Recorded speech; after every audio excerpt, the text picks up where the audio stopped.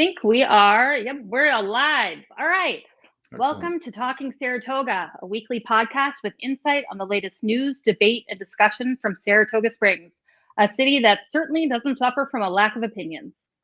I'm Robin Dalton, a New York City girl turned Saratogian, a city council veteran, and currently very angry former public safety commissioner, although we'll get into that later. I'm joined by my co-host Dan DiFederici, who's a native of the Buffalo suburb of Chickamauga, a retired New York State trooper, past police union leader, attorney, publisher of the Saratoga Report, husband and father to two beautiful girls. And we are also going to be joined, we hope, by our co-host Adam Israel. He's in Poland right now. He's been going to the border to help with the Ukrainian refugees. We updated you all on that last week, and he is planning on joining us, but we're guessing that he is in a tricky cell spot or doing something more important probably than podcasting. So we hope that he's able to join us, and when he does, we'll bring him into this live stream. But we wanted to get started, and we wanted to talk about Ukraine and what Adam is doing over in Poland. Dan, I know I have been just floored by the community's response here in Saratoga in supporting his efforts, and also hearing how he's been able to help in Poland. It's just been incredible. Have you been following? I've always been happy to be a Saratogian, and now I'm proud to be a Saratogian. To know Adam and other people, one who will be on shortly, other places that are helping. Impressions comes to mind. Impressions of Saratoga Yeah. and the Dark Horse. There are many others, but that's one I'm more familiar with. Their website has some shirts you can buy and to help out. So there's many different opportunities, all initiated by, well, it happens everywhere, certainly. But we know what's happening here in Saratoga, and I'm proud of that. Absolutely. And you're right. The Dark Horse Mercantile, which is owned by Impressions as well, they're the ones I believe selling the T-shirts and sweatshirts in support of Ukraine. I know I bought one earlier this week, so I would encourage everybody to go to their social media feeds or go in the store and buy one. It goes to the Red Cross that's assisting in this refugee kind of crisis that we're in.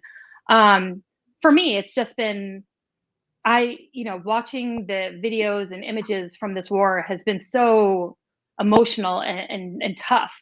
And so you want to do something, like you want to help, you want to do something, but you don't really know how to help. And so when Adam, decided to go over to Poland and we had this opportunity to raise money and then see how it was translating into help for refugees and the things that Adam has been able to provide for them, also the things that they've wanted, have just been really incredible. So I hope he's able to join us and talk about that. But I also wanted to bring in Kristen, who is, hold on, right here. Hi. Kristen, how are you? Good. Thank you so much for joining us today. Oh, you're welcome.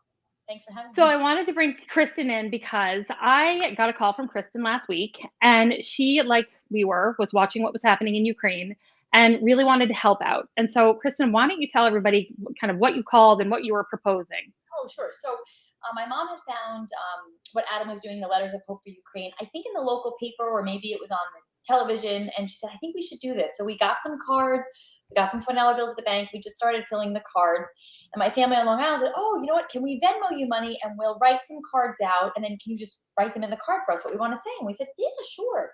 So we wrote some cards. We dropped them at the inn. And I came home, and it was late. It was late on Saturday night because I wanted to make sure Adam had them before he left.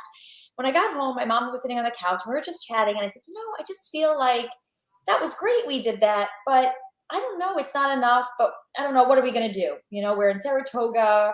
I have 3 little kids. What else are we going to do? So we kind of both went to bed that night, and we were like, something's just not sitting right. So then on Monday, she called and she's like, we still have to do something. And I said, yeah, I know, but what? And then Tuesday she said, I think we need to make ribbon. We need to sell ribbon. I said, that's a great idea. So I thought she was going to go to Michael's and get a spool of blue ribbon and a spool of yellow ribbon, and people could just make little bows on their tree, nice and simple. But my mom likes to make mountains out of molehills, and she said, we have to make bows, and they have to be beautiful, and they have to be weatherproof. So she went to Michael's and found some poly ribbon, which is waterproof, and she made these beautiful bows. So I connected with Adam, and he said, yes, you can raise money. I spoke to Robin, and we just started making bows. And I figured maybe we would I'd sell them to my neighborhood and, some people in Saratoga that I knew, and maybe we would make, $200 or $300. The response that we've gotten from Saratoga has been unbelievable because people are so inspired by what Adam is doing and helping the Ukrainian refugees. And it's, when you donate to the Red Cross and you donate to other organizations, you feel so great, right? Because you're doing something that you should do. And that's, because you're human, right? But when you're giving money to Adam, you're actually seeing on his Facebook post everything where the money's going, and he had a picture and it was a little boy's birthday and he just crossed the border a week ago and his dad's back in Ukraine and his grandmother's here in the States, and Adam put together like a little birthday party for him. And to me, like that as a mom, I just thought that was just amazing. So seeing where the money's going and how it's being used is incredible.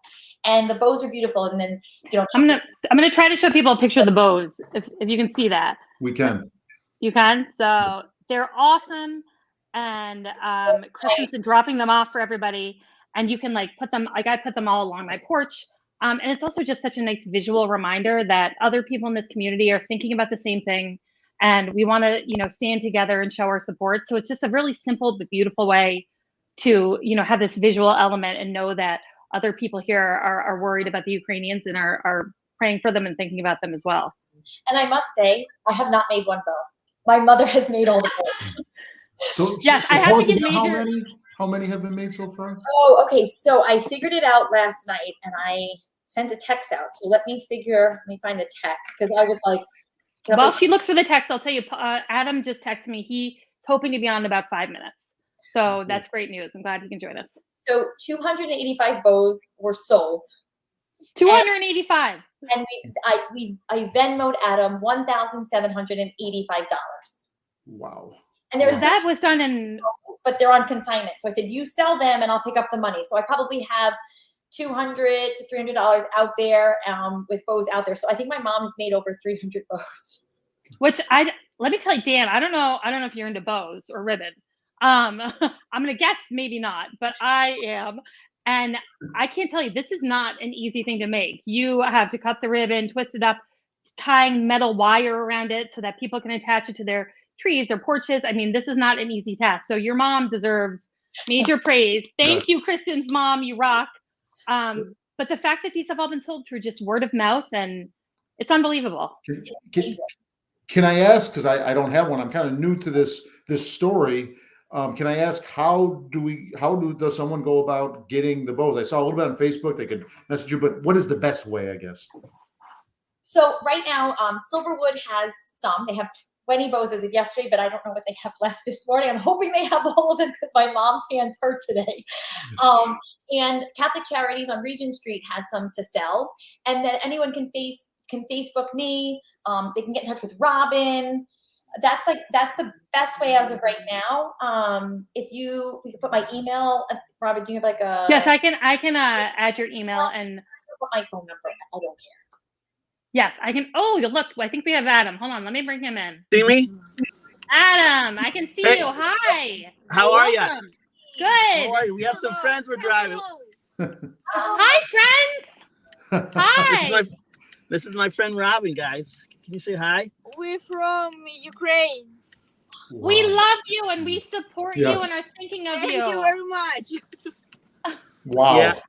So, Wow. guys, listen, I'm 5 minutes away from dropping them off at their destination.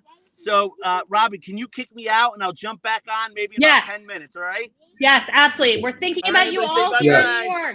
Bye-bye. Yes. Wow. Bye-bye. Wow. I know. I just can't. I wasn't ready for that. I wasn't ready. I know, for it's gonna make me kids in cry. Ukraine. So just so people know, if they're watching this, that Adam has been going to the border of Ukraine and Poland to pick up refugees and help bring them to a place that has room and shelter and, can help them and house them and get them settled. So that was Adam picking up a family. And you saw there were a lot of kids in that car. And yeah. Wow. Sorry. That we raised is going to put gas in Adam's car so he can get these families to their destination in Poland, and they're safe and can get them food and what we've heard from Adam is that a lot of these families, so oftentimes once they get settled in Poland, the husband or father figure goes back to Ukraine to fight, And the mothers and women who are getting settled in these various communities in Poland, they really don't want to be a burden, and they're hyper aware of making sure they want to work. Essentially, they want to work. They want to be put to work. They want to contribute to the communities that they're in.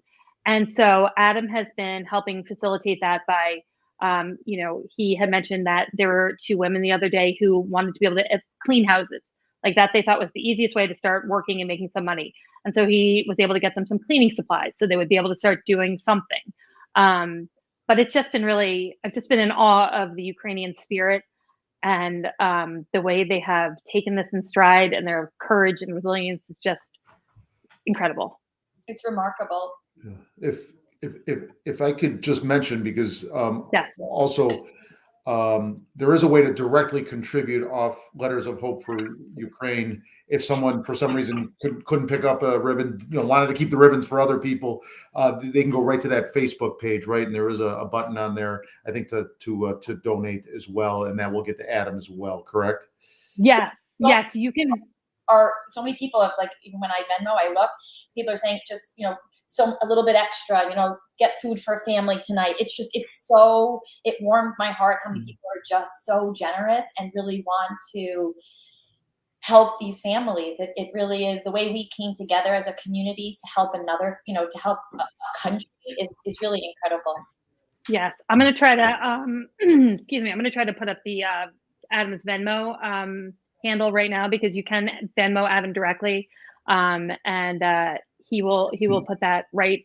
100% of everything we're Venmoing him is going right to the refugees. And they can also stop at the inn at Saratoga. I saw on Adam's Facebook page, they're still accepting cards with money put in them. The inn at Saratoga on Broadway in downtown Saratoga Springs. Yep. I've got nope, never mind. I'll put in his Venmo handle in the comments afterwards. It's I can't really do it while we're live broadcasting. But if you're listening, it's Adam. It's at Adam ADAM Israel -2 on Venmo, and his profile is really easy to spot because there's a big Ukrainian flag on it. So I will put that in again in the comments. But one of the things that I've observed about how this happens, when there's a war, when a country's been invaded, the whole world is sending help and aid, and humanitarian efforts are all underway. But the time it takes to get from governments and big aid organizations to trickle down to the people who are fleeing right now is significant. Like, there's a significant lag there, understandably so. And so I think that's kind of what makes this so special, having Adam there, because it's instant. It's instantly going from Kristen to Adam to the people who need it. Right. And you don't have to deal with any of the bureaucracy and time that it takes to go through bigger organizations. As well as the overhead of those organizations. And you always want to know 100%. And Kristen, I think you mentioned it earlier, it's all going direct. There's no overhead being paid for here. Yes, we're lean and mean. We donated. I donated the first $600 worth of ribbon, and then we've been trying to get the sales and stuff, and we haven't even reached the $600 yet. So every single cent collected as of right now has gone to Adam. We have not even had to take out money for the ribbons yet, because we said we'll donate the first 600 to the ribbons. So really, Adam gets a ton of money up front to really help in his efforts. Yes, and your mom hasn't been charging us yet. So thank you again, Kristen's mom, for all your free bow making. But if people are driving around Saratoga, you'll notice these bows. If you want a bow, again, you can find us on Facebook at Letters for Hope for Ukraine. You could message Kristen. You could message me. I'm Robin Dalton. My contact information is basically everywhere online. So please reach out to us, or go to Silverwood. Silverwood is right in the middle of Broadway, right at the intersection of Broadway and Division. They also, hopefully, we think, have some bows left. So just if you want to contribute, again, $5, it's a really easy way to help out this effort. And tell your friends and spread the word. So this is going to be an ongoing struggle and crisis in Ukraine. So we want to be able to keep this a slow and steady flow of money would be terrific. Well said. Well stated. Yeah. Well, thank Kristen, you for joining us, Kristen. I'm sorry. Yes, go ahead, Dan. Thank you. We don't know each other. I'm pleased to know you. Pleased to meet you. Honored to. I love what you're doing. This is a great start to our show, our podcast this week, and we hope to keep coming. We hope you can come back and maybe update us down the road. Well, thank you guys for having me. Have a good rest of the show. Thank you, Kristen. Bye. Bye. Well, hey there, Dan. Wow. That I was know. moving. This is the most moving 15 minutes we've done in our, we're already on our 6th podcast, so we do have a little bit of a history here, and this each show is more moving than the one prior. To see those kids in the car and hear their voices it's just, I don't know, it's hard to put into words, it tugs at your heart, and as parents and humans, really, it's just incredibly impactful. The So the I'm good. looking forward to add. Oh, Go ahead. sorry. Go Sorry, ahead. Dan. No, you go. The the good news is, and obviously you can't be fooled. These kids have gone through hell, no doubt. They're uprooted. They're out of their country. Thank God for people like Adam and over there, and Kristen and others here, that are helping so much. They looked healthy. They looked. It wasn't a shock. I'm sure they've been through hell. I'm sure the picture doesn't tell a lot, but at least they looked, like kids. They look good. They kept something there, and I was moved by that. But I'm sure Adam will have backstories for us that will make us realize, oh my God. I think a huge part of that is the parents of these kids, the moms and dads in these families have put on such a brave and courageous face. And Dan, you and I know on just like a basic level, if you're freaking out, your kids are going to freak out. Yeah. And so putting on that brave face and getting through this ordeal and doing it in a way such that your children feel confident and okay about what's happening, even though it is really traumatic and scary for them. I mean, I think it just makes all the difference, and I think that's what we've seen from the Ukrainians. Well, yes, well stated. You're on your game today, Robin. You're doing everything very well. Well, I also just one quick shout out again to Adam's wife, Kasia. Kasia Israel is from Poland. That is Adam's connection to Poland. She's here in Saratoga Springs, and she has just been doing an incredible job. Adam will call us if there's a roadblock that he's run into, or something he needs that's specific to a family he's helping. So he's calling Kasia, who is on the phone with people who are speaking Ukrainian, and she's writing things down and trying to translate them, and then get help to solve whatever the problem is. And that's it's tough, it's stressful, it's her home country as well, and she's just done a phenomenal job. And who wouldn't want a wife like Kasia Israel? Kasia, you are awesome. Thank you. And I'm looking forward to Adam coming back and joining us again with more updates. But yes, in his Facebook page, the Letters of Hope for Ukraine, he has a few updates on there that I was reading this morning, and those are moving as well. Just him telling some basic details. You could tell he's writing on the fly as things are going on, and wow, that's just like that does more for me than watching a cable news of the nonstop footage, which quite frankly is depressing. It's important, I get it, but you end up watching too much of that. So reading Adam, somebody on the front, at least in Poland, that was helpful for me. That was more so than watching everything going on in the news. I totally agree, because sometimes I'll go on Twitter in the morning because I just want to check in and see what's happening in Ukraine, and is everyone okay? Well, where's the violence been? And you kind of get sucked into these videos that are incredibly disturbing, of war and explosions and catastrophic damage, and to put the human face on it and to see what is really happening on a day-to-day level with the people who are having to leave that country really does just kind of connect us all, I think, as human beings. And you see the best of humans and the best of the human spirit and compassion, and it helps offset some of the evil that you are seeing from the Russians and Putin. So helps everybody, Yes, absolutely.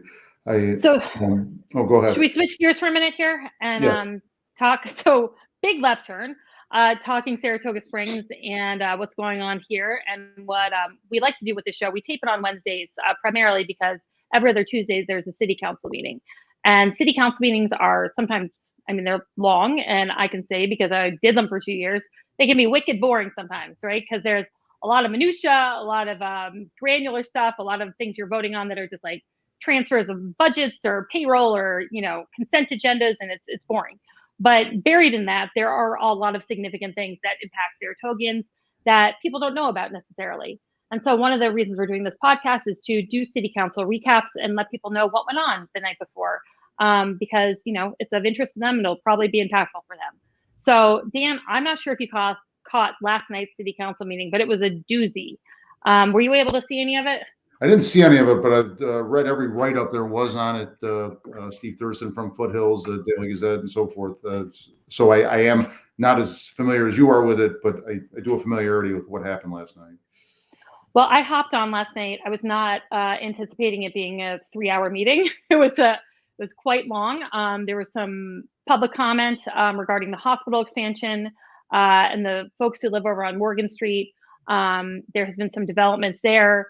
There was a court decision that has stopped that zoning change from happening. And so that was one of the things that people are public commenting quite a bit about. But really, and I want to get into some of the other topics, but really the headline here, and the reason I started this show by saying I was an angry former public safety commissioner, was what happened with the police department last night. So Dan, do you want me to give a little kind of summary of how this went down, and then I want your feedback. Yeah, absolutely. You and I talked about it already because you are fired up. So I'm going to defer to you here.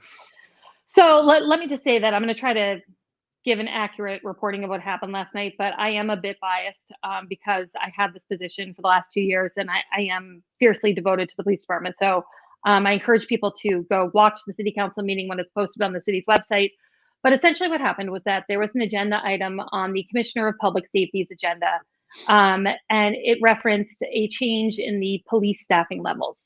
There was no supporting document attached to it, which is typically how the agendas are supposed to work, such that the public has an opportunity to see what the city council is going to be discussing. And if they want to weigh in on that, they're able to read the resolution or whatever is being voted on so they can weigh in on it and come to public comment and give the city council feedback. Because let's not forget, the city council is not supposed to be doing what they personally want to do. They're supposed to be representing Saratogians and what this community wants from their leadership at the city council table. So Commissioner Montaño started talking about this agenda item about the police staffing levels. And he began by really praising the department in a really wonderful way. He talked about how our community has never been safer. They just put out the public safety report from last year, which recapped 2021. And it showed that there's been really a negligible increase in crime. Like there has been really no increase in crime at all, despite the fact we've had some high profile things happen. Crime overall has not gone up at all. And we are as safe a community as we've ever been. And then he also spoke specifically about what had happened at Gaffney's earlier this month, or outside of Gaffney's rather, involving Gaffney's, I guess would be the most correct way to say it. On March 5th, there was 3 people who were inside Gaffney's. They left the bar, and I think they were asked to leave the bar. And then they started fighting in the street. The fight quickly turned into a brawl. 12 police officers responded. 3 police officers were injured in said brawl.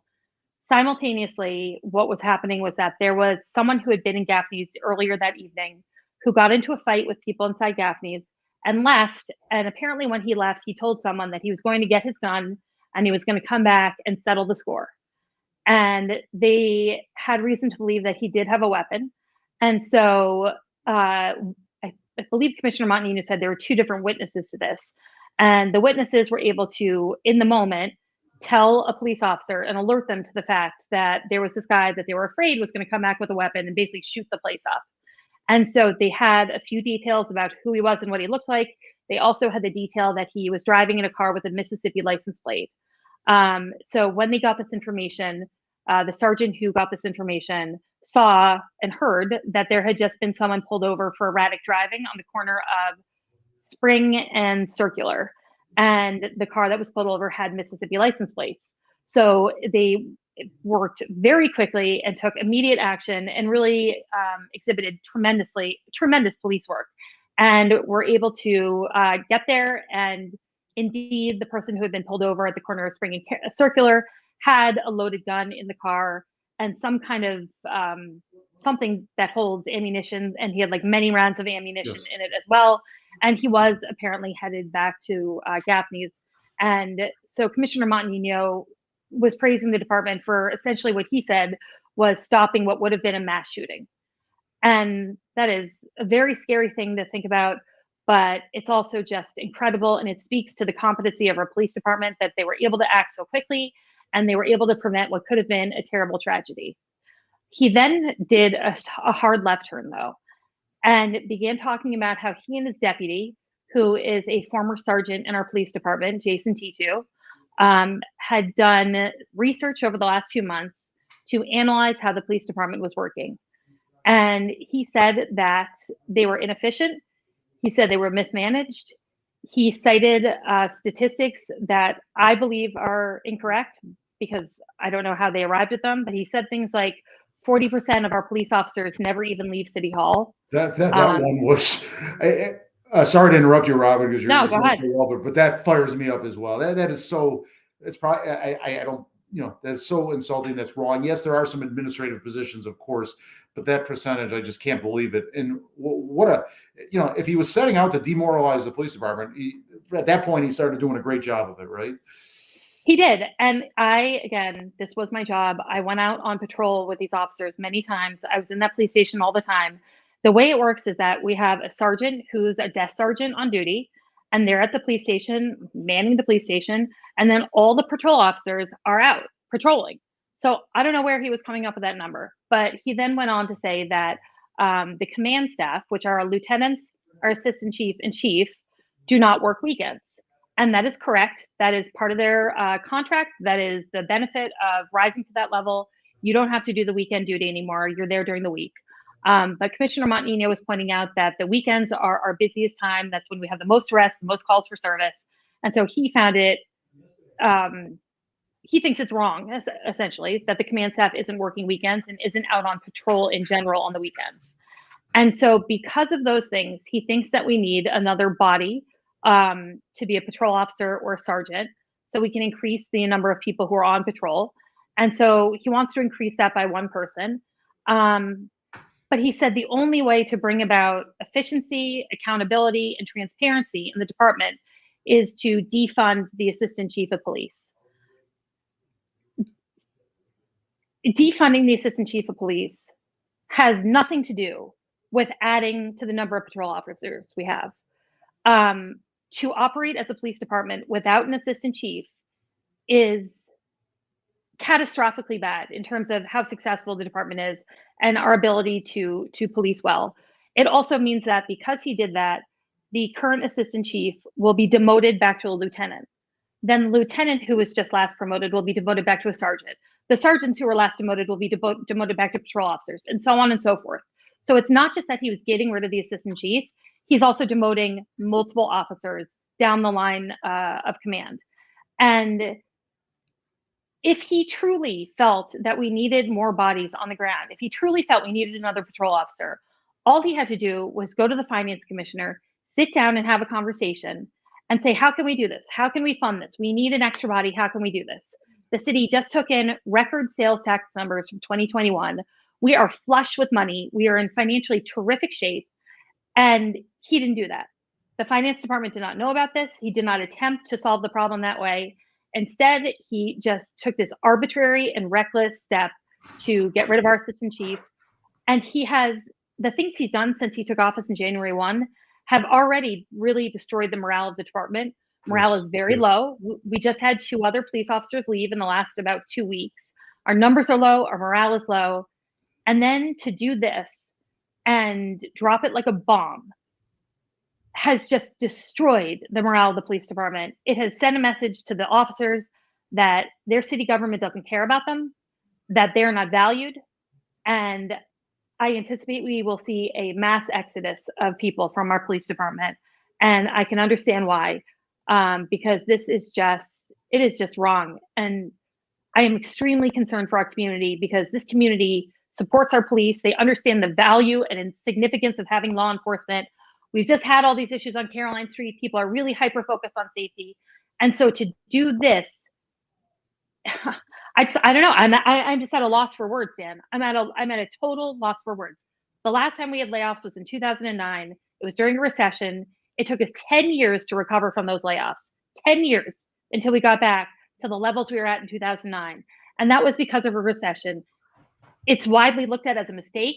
I think people, they realized that there could have been other ways to manage it. I got through a pandemic where our finances were destroyed. I got through the entire pandemic. I didn't lay off a single person. We kept every single job intact.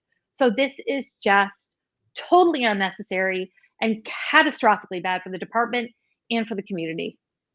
What I've been seeing from Jim Montanino, and keep in mind I had a career in the state police. I've run 2 different police unions, so I have some insight into this. Is he brought some things to the table. He had some knowledge, at least from the criminal justice perspective, but he seems to know nothing about labor, both from a labor law perspective. That's why there was a grievance pending when he tried forcing them off 12-hour shifts, as well as from an HR perspective. How do you retain people? How do you, again, I don't want to say keep them happy because they are the employer, but how do you not demoralize them? He either doesn't care or just is that aloof that he doesn't know. He does bring some things to the table. I'm not going to say he's a complete bust, but in these first few months, I've seen someone that is just at best sloppy when it comes to considering the morale of the police department. He's sloppy when he shoots from the hip sometimes, the gangster rap comment on Gaffney's and so forth. And he doesn't seem to recognize that. Again, I spoke a few weeks ago that the assistant commissioners, I joked they need a handler. You said that, Dan, that's the assistant commissioners. He needs to bounce some things off people. It doesn't seem like he is, or maybe he's just getting a nod. He's hearing what he wants to hear. I don't know those things, but those bother me as well. But you have much more insight into this than I do, Robin. I mean, what I know and what I could have observed just as a resident, even not with my experience and the connection I have to City Hall. He brought an agenda item last night that was a contract to purchase new police vehicles for the police department. It was on the last city council agenda, but he pulled it from the agenda because he didn't trust that his staff had actually told him what the best bid was on these vehicles. And so he went back and looked into the whole bidding process to make sure that of the 5 bids, this was the lowest and best bid, and they gone with the right person for these new city vehicles.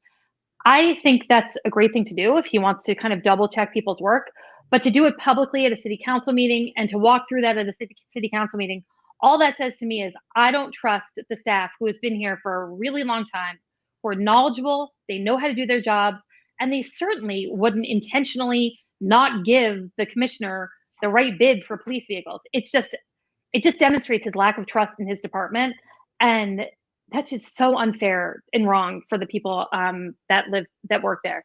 I think we have Adam back, so hold on one sec, guys. I don't mean to toggle back and forth here between subjects, but because Adam's in Poland, I want to bring him back in if he's here. Yes, we have to. Yes. Adam, are you there?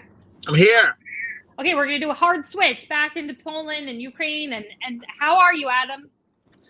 I'm doing good. I'm glad you guys got to get a little of the feels from what I'm doing here. I mean, it's if I could just share that with everybody, it is so it's just moving to be able doing what I'm doing. So thank you everybody who's donated, who's bought ribbons, who's allowed me to be here doing this. I wish you could meet these people like I do and talk to them and get to know them. But I'm doing well. So thank you guys.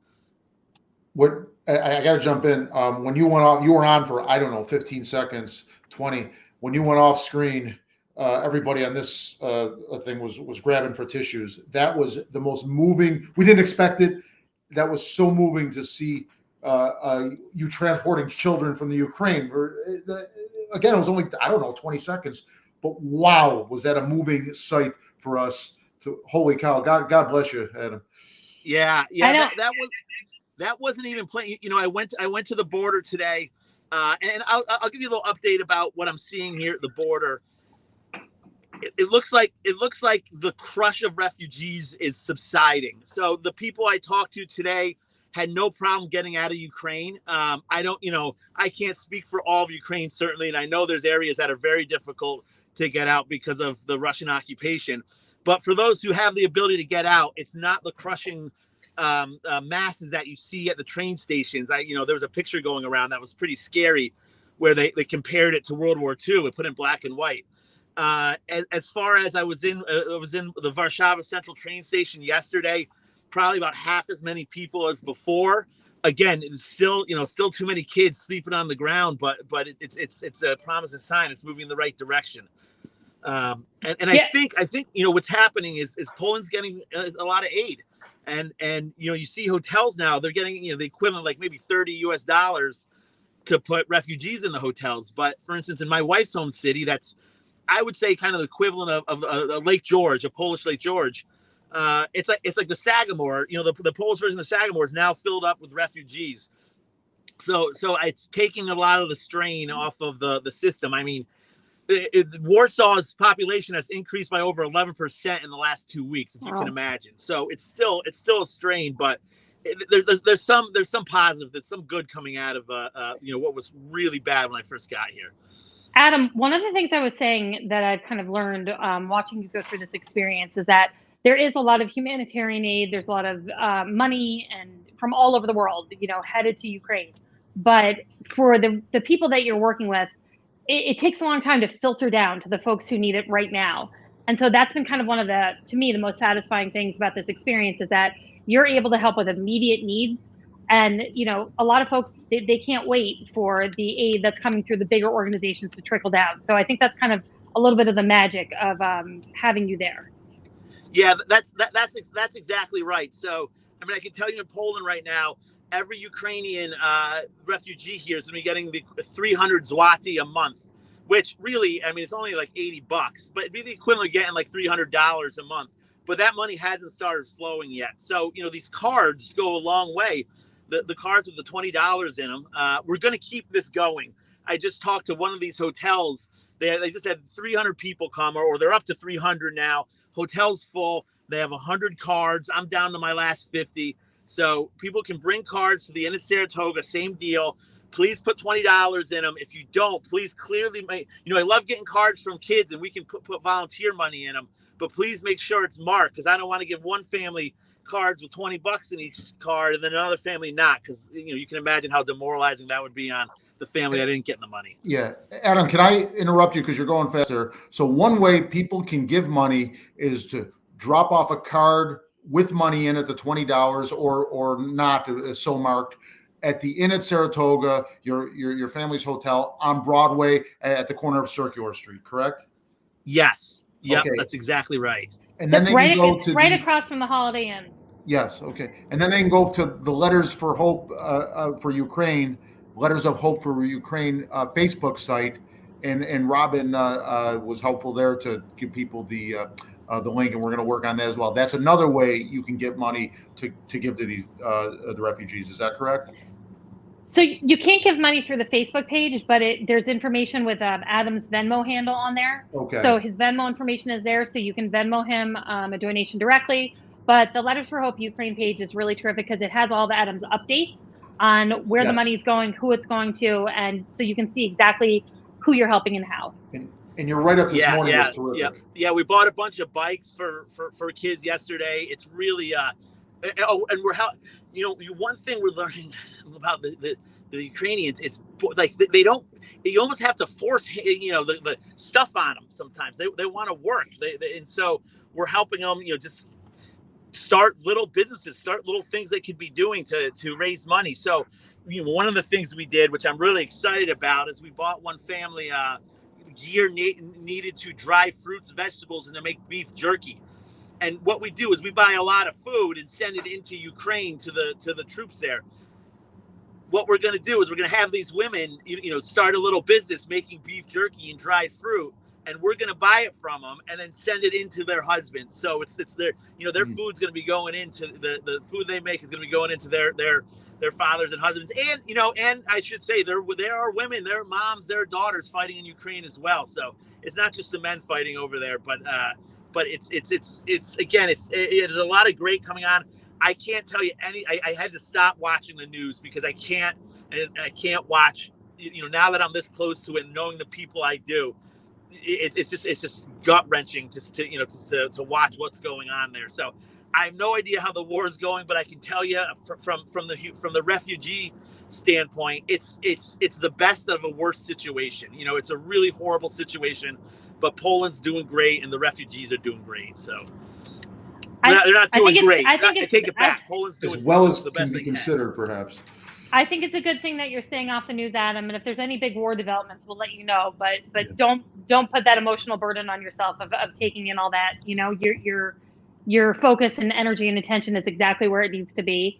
But one of the things that you said just now that really struck me, and and I don't know why this is so striking to me, but you're talking about how some of these families who are refugees, you're trying to give them things, and they're like, no, no, no, we already have enough of that, or we don't need that, and just the kind of pride and that impulse to kind of understand the need is so broad. And so if they have whatever the item is that you're trying to give them, they're like, no, they want it to go to someone else. And maybe it's just something that we've lost here in American culture a little bit, but it's just been so inspiring again to see and hear from you.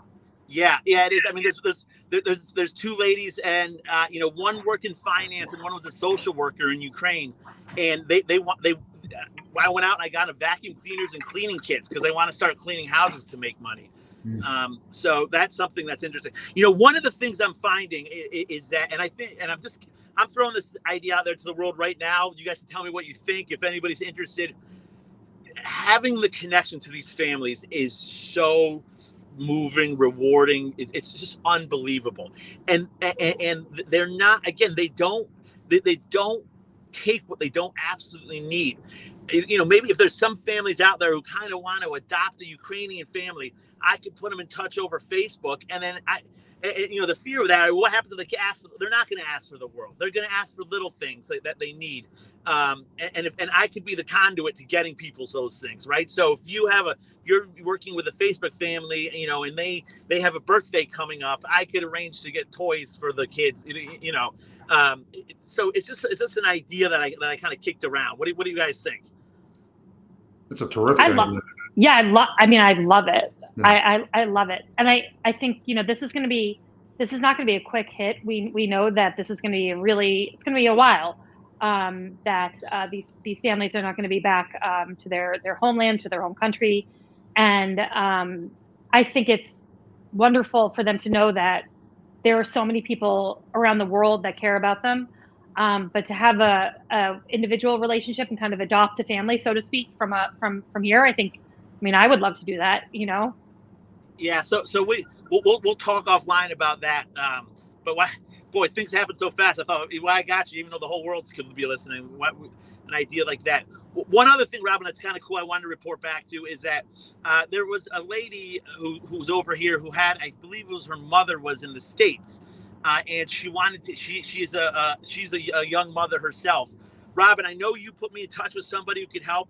In the meantime, somebody already else had started helping her, and so tomorrow right now I'm in southern Poland, by the border.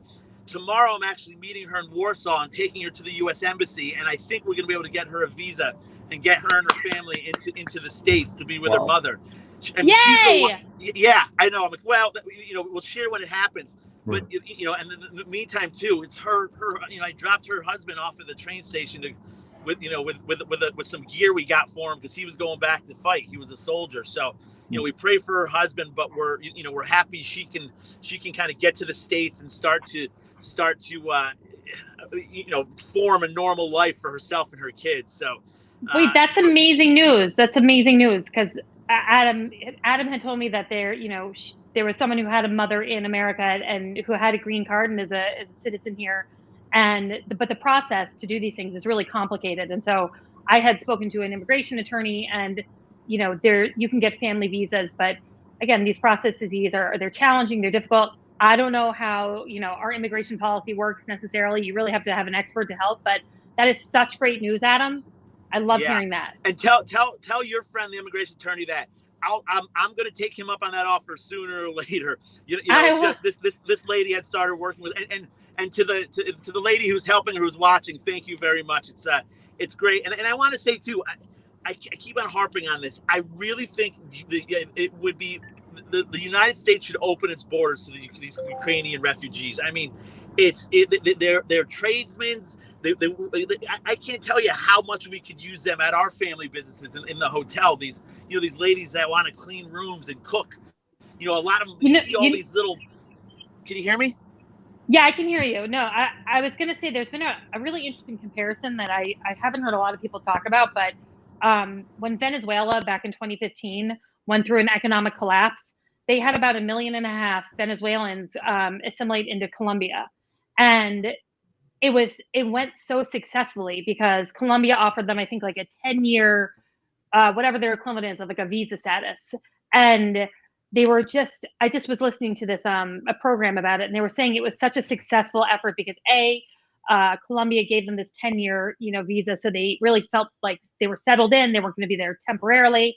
And then the significance of going to a community and feeling like you are contributing, and not that you're being a burden, but that you're able to work and contribute in some way. And they were just pointing it out as a refugee crisis that was so successful in terms of the country that took the refugees and why it works so well there.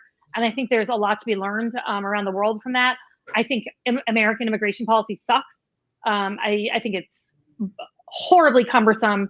It's virtually impossible for anyone to figure out how to get here, become a citizen, get these visas without an attorney, without expert help. We don't have enough organizations that are doing it for free, who are volunteering, because more often than not, who has money to get an attorney, even if you could find one? So I think we have like some serious flaws in our immigration policy, and I wish that I was in. Oh, I think we lost Adam. We lost him. Well, I was just going to say, I wish I was like in charge or had some say over that, but I don't know how the heck you make that change to our immigration policy aside from talking to our, state officials. Really. I think this will happen, right? There will be tens of thousands, hundreds of thousands of refugees. This country will open up to some of them. They're going to have to streamline processes and so forth. So I think I hope you'll see some of that happen. And the next step will be the Adams of the world and you and I and everyone else. How some will come to Saratoga perhaps. And, Dan, I hope that is the case. But the immigration attorneys I've spoken to were pointing to the recent influx of refugees from Afghanistan, and have just said that getting the Afghani families here has been a total nightmare. And if that's any indication, I mean, it's the same premise of the Ukrainian refugee crisis. So I wish I could be more optimistic about it, but it's just really a reminder of how important immigration policy is, and how nationally we need to refocus on it in a way that's comprehensive for people who are in a crisis. We will be, of course, following up on this with Adam every week. Robin, we planned on going a little longer, but we're close to 50 minutes. Do you want to wind this down and skip some of our closing, skip the cheers and jeers and so forth? Yeah, sure. I think that's a good idea. To finish up on the police department, I just wanted to say that I've been in touch with some former public safety commissioners, some, our former city council members, and hold on, Adam is texting me. I'm sorry. Okay. I don't know who's texting he was on me. the Okay. Move there, so that might have been. Yeah, he's on the move. Could have lost coverage. Yes, I think we did lose coverage. So, maybe next week we can talk about some of the other things that happened at the council meeting this week, because there was like a whole long list of things. Yes. Oh, and to our listeners, Robin had some good guests lined up today for those issues. Obviously, that wasn't going to happen. We had some more important things to discuss. Also, some of the guests had some curveballs thrown at them as well. But you've done a lot of groundwork on that, so we will have to pick that up next week. Yes, we will, because the goal of this podcast is always to inform Saratogians as to what's going on. When we're talking about some of these more controversial issues, Dan, Adam, and I all feel it's extremely important for us to represent both sides of an issue. So when we bring guests on to talk about things, we are always going to take every effort to make sure the other side is also discussed, and we have guests on both sides of each subject. So we're really committed to doing that, right, Dan? Yes, Jim Montanino, if you're watching this, get a hold of us. We'd like to talk to you about possibly coming on down the road. Yes, I will reach out to him, Dan. Mm-hmm. I will reach out to him to make sure he has that opportunity. I know the PBA just put out a statement, I think, on what just happened. So I'll be in touch with them as well and see if they want to come on. But we just thank everybody for listening. Go to Letters for Hope for Ukraine. Yes. Drop off cards with $20 at the end of Saratoga. Get a ribbon. If you want to support this, it's a great thing. It's needed, and we're really making a difference in people's lives through Adam's work and Kasha's work. So. Another good episode, Dan. Another good episode. Big day, big stuff we're dealing with here. Absolutely. We to our listeners, our viewers, we will be on next week. We will have plenty on Ukraine and certainly some local coverage as well. Yes, and for people who want to watch our podcast, first of all, you can send us comments or questions at info@talkingsaratoga.com. We're always open to feedback. If anyone wants to come on because they have something to talk about, shoot us an email. We'll get right back to you. You can find this podcast on YouTube, Spotify, Apple Podcasts, Google Podcasts, and it's shared to Facebook pages. It's shared on the Saratoga Report. So we're all over the place. Come take a look, have a listen. Thank you all so much. Dan, unless you have anything else to add, I'll wrap us up. I'm good. Thank you for watching. Thank you all. We'll see you next week.